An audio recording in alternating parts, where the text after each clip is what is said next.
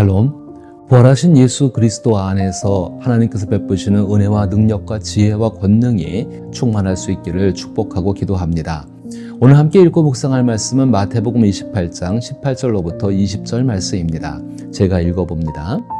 예수께서 나와 말씀하여 이르시되 하늘과 땅의 모든 권세를 내게 주셨으니 그러므로 너희는 가서 모든 민족을 제자로 삼아 아버지와 아들과 성령의 이름으로 세례를 베풀고 내가 너희에게 분부한 모든 것을 가르쳐 지키게 하라. 볼지어다 내가 세상 끝날까지 너희와 항상 함께 있으리라 하시니라.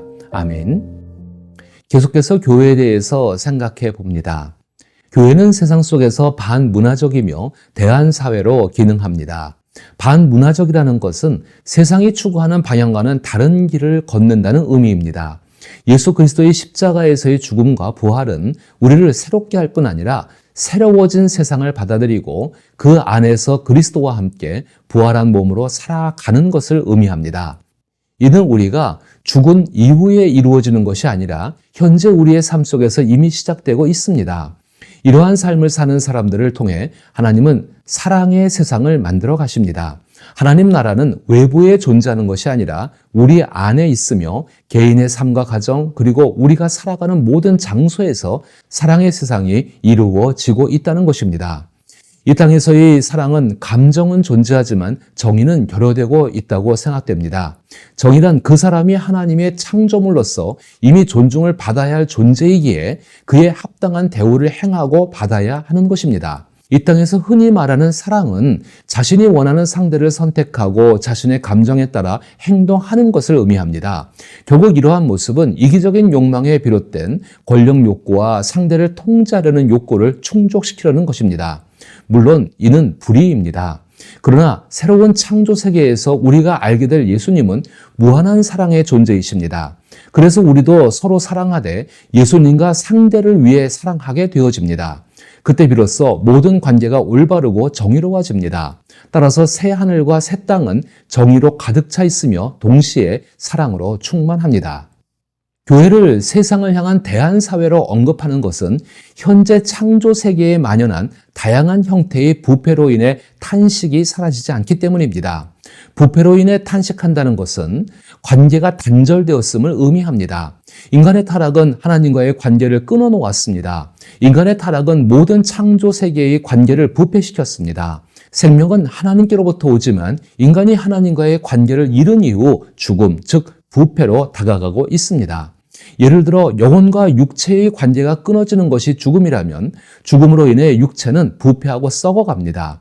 그 악취로 인해 우리는 탄식할 수밖에 없으며 죽음 이전에 존재했던 모든 관계가 끊어짐으로 인해 더욱 깊은 탄식을 하게 됩니다. 그뿐만이 아니라 사람과의 관계, 자연과의 관계 등 모든 것이 탄식할 수밖에 없는 상황입니다.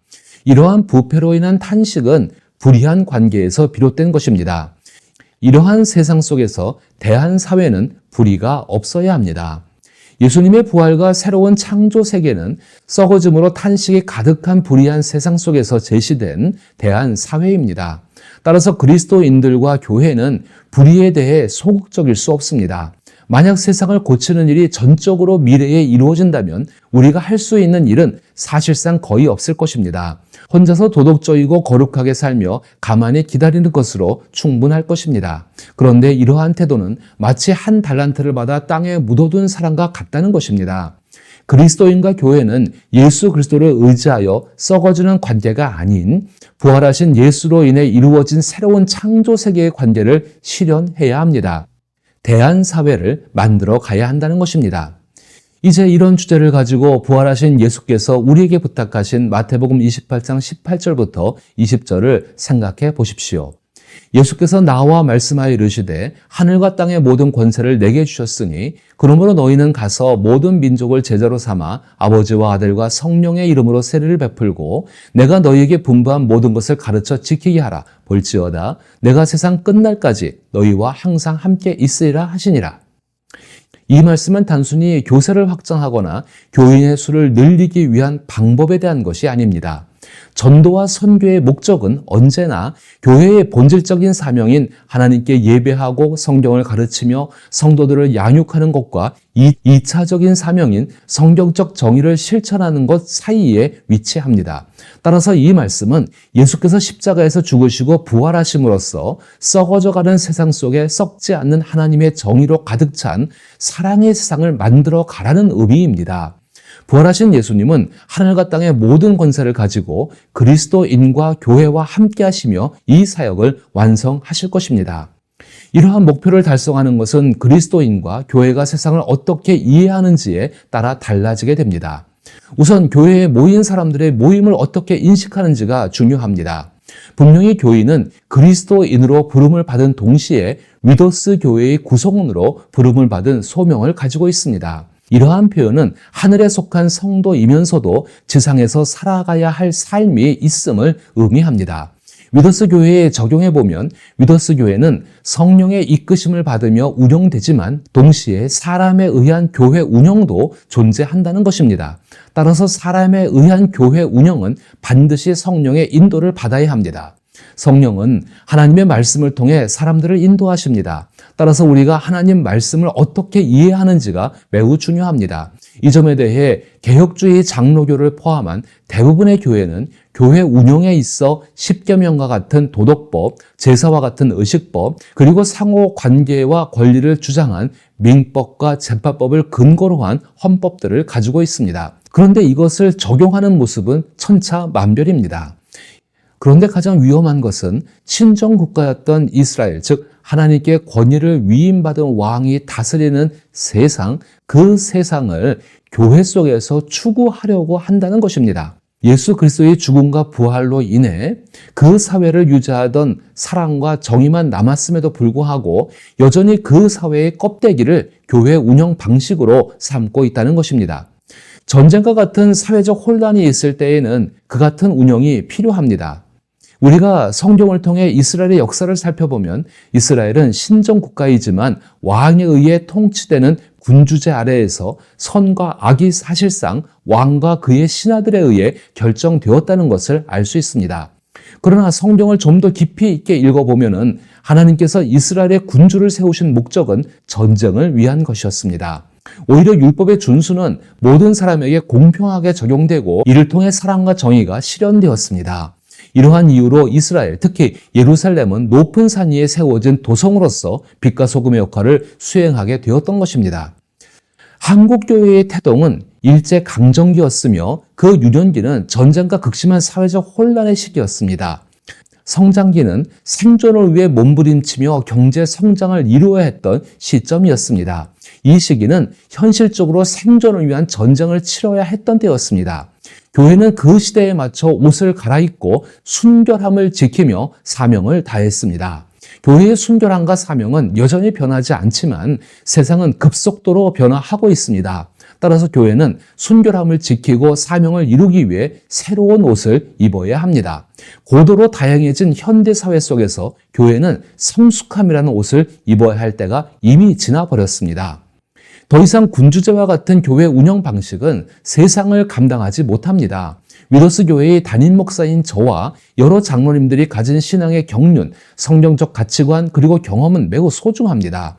그러나 이러한 요소들만으로는 상도동 지역의 세상을 이해하거나 그 안에서 반문화와 대한사회를 이루는 교회를 운영하는 데 한계가 있습니다. 결국 1000년이 넘는 이스라엘의 역사가 보여주듯이 우리는 생수를 담지 못하는 터진 운동회를 만들 뿐이며 모든 문제를 교회가 해결해야 한다는 오만에 빠질 위험이 있다는 것입니다. 그렇지 않으면 무기력한 채로 존재해야 합니다. 그렇다면 어떻게 해야 할까요? 성경은 우리가 하나이면서 동시에 세 분이신 삼위일체 하나님의 형상대로 창조되었기 때문에 우리도 개인이면서 공동체적인 존재임을 강조합니다. 또한 우리는 육체적인 존재이며 동시에 영적인 존재이기도 합니다. 우리를 형성하는 요소는 생물학적 요인, 개인적 선택, 사회적 영향력뿐만 아니라 우리 안과 주변에 존재하는 선과 악의 영적 세력이라는 점을 잊지 말아야 합니다. 그리고 마음에 있는 완악함, 인색함, 쓴뿌리와 같은 악을 제거해야 합니다. 위더스 교회 내에도 이미 뿌리 내려진 불이한 구조가 존재합니다. 이는 개인의 행동에서 비롯될 수도 있고 이미 형성된 사회 구조 속에서 기인할 수도 있습니다. 성경은 교회 안의 불이한 구조에 대해 개인적이면서도 사회적인 측면을 인정하며 나아가 이러한 불의가 마음과 세상의 죄악에서 비롯되었음을 강조하고 있습니다. 우리는 개인이자 사회적 존재일 뿐만 아니라 영혼과 육체를 지닌 존재입니다. 실제로 신약성경에서 세상이라는 단어는 물리적 실제와 영적 실제를 모두 포함하고 있습니다. 요한복음 3장 16절에서 하나님께서 세상을 사랑하신다고 하실 때 그 세상은 물리적 실제를 의미합니다. 반면 요한일서 2장 15절과 16절에서 이 세상이나 세상에 있는 것들을 사랑하지 말라. 누구든지 세상을 사랑하면 아버지의 사랑이 그 안에 있지 아니하니 이 세상에 있는 모든 것이 육신의 정욕과 안목의 정욕과 이생의 자랑이니 다 아버지께로부터 온 것이 아니요 세상으로부터 온 것이라 라고 말할 때는 그 세상은 영적 실체를 가리킵니다. 이러한 세상에서 위더스 교회가 성숙함의 옷을 입는 것은 성경적 정의를 실천하는 것을 의미합니다. 그렇다면 우리는 어떻게 성경적 정의를 실천할 수 있을까요? 첫째로 우리는 교착 상태를 초래하고 온전한 변화를 저해하는 정치적 양극화와 혐오를 피하면서도 변화의 능동적 주체가 되어야 합니다. 교회 내부와 교회가 수행하는 활동들 속에는 일관된 정책이 사실상 존재하지 않는다는 것입니다. 일관된 정책이 존재하는 경우가 단 한 경우가 있는데 이는 교회의 영적 수수성을 지키기 위한 그 전투에 해당합니다. 교회 안에는 보수적이거나 진보적인 요소가 공존하지만 어느 한쪽도 성경적 정의에 완전히 부합하지 않으며 오히려 혼재되어 있습니다. 예를 들어 장학금을 지급함으로써 성경적 정의를 실천하고자 한다면 지원이 필요한 대상자들의 상황과 입장을 면밀히 살펴보아야 합니다. 단순히 방법론으로서 성경적 정의를 이룰 수는 없기 때문인 것입니다. 한 걸음 더 나아가 성경은 가난한 자를 돌보라고 명령하시지만 그 구체적인 방법에 대해서는 제시하지 않으십니다. 따라서 성숙함이란 성경에서 제시된 보편적 공정성의 여러 원칙들을 따르며 지혜와 세심한 분별력을 필요로 한다는 것을 의미합니다. 이는 일관된 방법으로 성경적 정의를 실현할 수 없는 것을 시사하기도 합니다. 둘째로 우리는 성경적 정의를 위해 다른 사람과 협력해야 합니다. 이때 모든 협력자와 파트너를 동등하게 대하면서도 자신이 그리스도인임을 분명히 밝혀야 합니다. 현재 세상의 가장 큰 약점은 인권을 옹호하는 데 필요한 도덕적 근거가 희미해졌다는 점입니다. 더 인도적이고 정의로운 사회를 만들기 위해서는 반드시 돈과 권력을 희생해야 하며 이때 그리스도인들은 신앙에서 충분한 희생의 동기를 얻을 수 있지만 세상은 점점 그 동기를 잃어가고 있습니다. 그런데 교회는 신앙적 동기에서 돈과 권력을 희생해야 하는 일에 오히려 역행하고 있는 상황입니다. 한때 교회는 교인들의 자발적인 신앙에 힘입어 지역사회의 어린아이들을 돌보고 가난한 이들을 돕고 나그네를 환대하는 성경적 정의를 실천하는 선한 일을 해왔습니다. 이러한 동기를 부여한 주체는 바로 교회였습니다. 그러나 어느 순간부터 교회는 모든 것을 스스로 해결해야 한다는 오만함에 빠져 세상 사람들과의 협력을 거부하고 협력자들을 동등하게 대우하지 않았습니다. 그리스도인이라는 정체성은 돈과 권력을 쥐고 있는 세상의 경영자와 같은 모습으로 변질된 것입니다. 결과적으로 교회는 예레미야 시대와 크게 다르지 않게 교회의 내부 문제에만 집중하게 되었고 이로 인해 신앙적 동기에서 돈과 권력을 희생하는 성도의 모습은 쉽게 기복적인 경향으로 흐르게 되었습니다. 한 가지 예를 들어보고 싶습니다. 이전의 교회에서 지역 어린이들을 돌보는 아동센터 사업을 진행할 때 전도를 통해 교인의 숫자가 늘어나지 않는 상황에서 그 일을 왜 하느냐는 질문을 받았습니다. 그 질문은 우리 교인이나 우리 교인이 아니라 할지라도 한 명의 그리스도인이 어린아이를 돌본다면 그 아이는 성장하여 다시 그리스도인의 삶을 살 수 있다는 가능성을 간과한 것이었습니다. 여러 어려움 속에서도 성경적 정의를 실천할 수 있는 방법을 모색하며 교회라는 틀을 벗어나서 사회와 배신자와 함께하기 시작했습니다.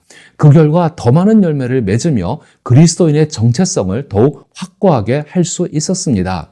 이 경험에 비추어서 우리 교회가 세상 속에서 사회적 정의를 실천하고 이웃사회 가운데에 하나님의 사랑을 실천하는 일은 단순히 교회로만 행하는 것이 아니라 모든 이들과 협력해서 행하고 있습니다. 그 대표적인 것이 사회적 기업을 통한 아동센터와 그리고 유니온 오케스트라 그리고 다카포와 같은 그런 연합 활동들입니다. 마지막으로 세상 속에서 성숙함을 갖춘 교회의 모습은 결국 지역사회에서 발생하는 구체적인 사안에 대해 성경적 정의를 위해 노력하고 행동하는 것입니다. 때로는 이러한 노력이 지역의 정치적, 경제적, 문화적 집단과의 연계를 포함할 수 있습니다. 또한 지역사회가 추구하는 교육, 입법, 인권, 평등 그리고 균형 잡힌 발전을 위해 협력하는 것이 될 수도 있습니다. 우리가 이렇게 할 수 있는 이유는 예수님의 부활이 하나님께서 세상을 결코 포기하지 않으셨다는 확신을 주기 때문입니다. 그리스도께서 다시 살아나심으로써 실제 물리적인 삶의 중요성이 확고히 드러났습니다. 이를 통해 우리는 인간의 삶이 얼마나 고귀한지를 다시금 깨닫게 된 것입니다. 비록 우리의 삶에 부족한 점이 있을지라도 예수님의 부활은 고난의 의미를 부여하고 그 고난을 통해 미래의 치유가 이루어질 것이라는 희망을 안겨줍니다. 예수님의 부활은 새로운 삶으로서의 전환이 얼마나 확실한지를 보증하며 과거의 열매를 맺지 못한 것들을 버리고 불의에 맞서 싸우라고 우리에게 말씀하십니다. 복음의 소식이 우리의 마음을 따뜻하게 하는 것은 그 자체가 주된 목적이 아닙니다. 불의, 폭력, 치욕, 차별 그리고 소외가 만연한 세상에서 하나님은 이러한 것들을 결코 용납하지 않으시기 때문에 우리의 마음이 따뜻한 것입니다.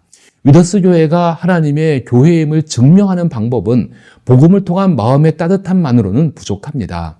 교회는 때때로 영적인 전쟁을 치러야 할 때가 있습니다. 그럴 때 우리는 구약의 이스라엘 백성들처럼 강력한 왕이신 예수 그리스도의 통치를 따라야 합니다. 이러한 영적인 순결성을 바탕으로 성경적 정의를 실천할 때 우리는 모든 사람의 필요를 아시고 세상의 모든 죄를 짊어지신 채 십자가에서 죽으시고 부활하신 예수님을 본받아야 합니다. 하늘과 땅의 모든 권세를 가지신 부활하신 예수님은 그 길을 걷는 그리스도인과 교회와 함께 하십니다. 이제 위더스 교회가 지혜를 가지고 성숙함의 옷을 입고 성경적 정의를 실천함으로써 하나님의 사랑이 충만하기를 기도하며 축복합니다.